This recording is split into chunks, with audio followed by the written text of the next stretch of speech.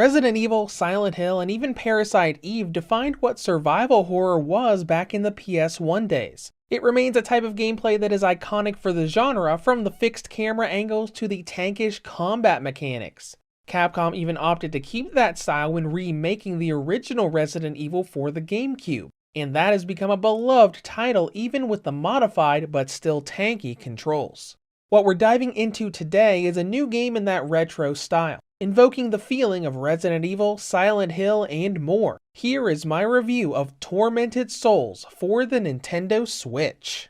In this game, you play as Carolyn Walker. She received a letter in the mail with a photo of two girls attached to a note saying that she had abandoned them. It gives her headaches and nightmares to the point of her visiting the letter's place of origin to figure it all out. Unfortunately for her, the moment she sets foot in the abandoned mansion, she is knocked out by an unseen force and wakes up later, her body mutilated and one of her eyes being missing. She ventures through the dark place, fighting off horrific abominations in her search for the missing girls, hoping they're not in danger. I would call this plot good, but not great. The narrative I did like, particularly when you get into the background lore for the place and the awful things that happened there. The story does get a little wacky and crazy with its mirror dimension hopping mechanics that calls back to Silent Hill Origins, but if you can take that and some time travel shenanigans in your horror, it's pretty good overall. When it comes to gameplay, this is a third-person survival horror with puzzles and combat thrown in. Like the old Resident Evil titles, you will be navigating the dark halls of a mansion, collecting items for intricate puzzle solving, and fighting off monsters with various weapons you find and create throughout your journey. Now, first of all, the Switch version is caught up with the other consoles. That means the Halloween update costume and nailgun weapons are available to be unlocked on the Switch from the get-go. And I'm glad they are. The new costume fits the setting a lot more than the default skirt costume Carolyn has, and the 3-shot nailgun really makes the game more approachable on fighting enemies. Main progression here is pretty much what you expect. You wander the halls of the mansion with almost every door locked either by a key or from the other side. You explore what is open to you, finding items and solving puzzles to gradually open the rest of the game up. By the time the journey is over, you will know the place like the back of your hand with all the handy shortcuts unlocked. Now, many of the features that call back to the old RE titles may not be what newcomers to the genre may like. Movement is like the Resident Evil remake, with free walking via the left analog stick, and the fixed cinematic camera angles will not always show what you're about to walk into. Many enemies will be right around the corner, and surprise, there's someone right on top of you. Combat is also a bit retro, with you standing still and aiming towards the enemy to attack. No strafing or walking as you aim, and you have a very pistol-like reload speed on your primary weapon. Though you do get the auto-aim feature from newer titles, with you automatically aiming at the nearby enemy rather than having to do so manually. Additionally, you have to save your game manually in designated save rooms with recording tapes, this game's variation on the ink ribbon. There's no autosave here, so if you die, you're reloading from the last hard save you did. But to some people, like myself, that's why they play these games, to have a new adventure in that retro style. And thankfully there are some quality of life bits that make this game more approachable than, say, Resident Evil Director's Cut.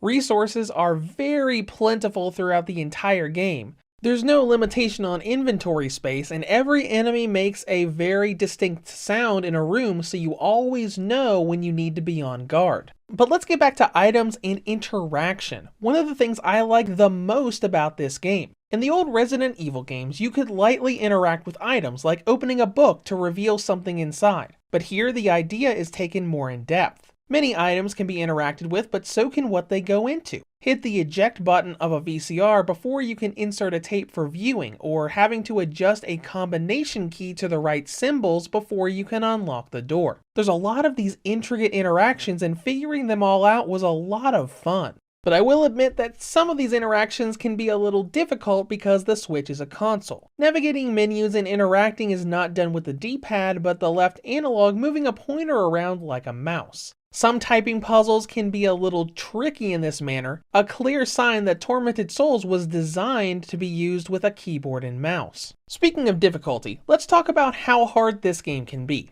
By default, enemies are pretty resilient to your nail gun, especially towards the later half of the game. You will be able to craft a makeshift shotgun and electric lance to make the tougher enemies much easier to take down, but you're going to be struggling a lot even with the basic enemies until you master the dodge mechanic and when to swap between the nail gun and crowbar for melee. Unless, of course, you solve the puzzle and unlock the Halloween update nail gun that fires 3 nails at once. That weapon makes the game immensely more approachable. Not only can you defeat enemies with fewer overall nails, but much more quickly. It changes the game from rather difficult to about middle ground. You still need to watch positioning, but it was nowhere near as tense and worrisome from every encounter once I got that weapon. But let's not forget that this is a horror game, and we need to talk about the darkness and fear factor. Tormented Souls is very dark, and you get a lighter from the get-go to light up that darkness. The game uses lighting extremely well to make for a very creepy looking place. It also forces you to drop your weapons for a lighter in many rooms, turning what would otherwise be you going in and fighting an enemy to evading that enemy until you find a candle to light up and then switch to your weapon to fight them off in that light. I wouldn't say I was terrified the entire way through, but many of the dark rooms and messed up environments kept me pretty spooked, and the excellent ambient music add to that. As all of this comes together, let's go into content and length. Many of the puzzles are pretty intricate on figuring out how they all work, and that can add to your playtime. If you know what you're doing or have played the game before, you can get through Tormented Souls in around 6 to 8 hours, give or take. But if this is your first time playing, I wouldn't expect to reach any of the 3 endings until at least the 10 to 12 hour mark. And now for presentation.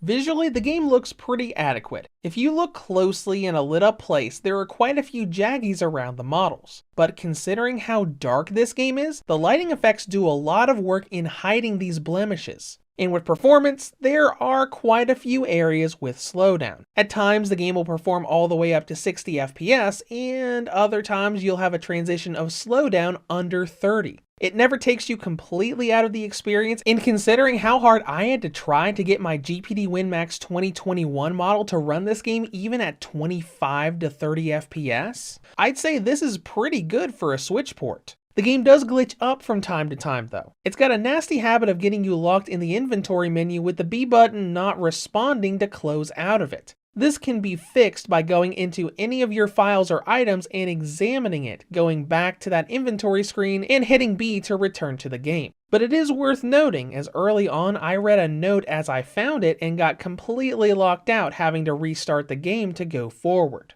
But that's all I got for presentation, so let's go into battery life.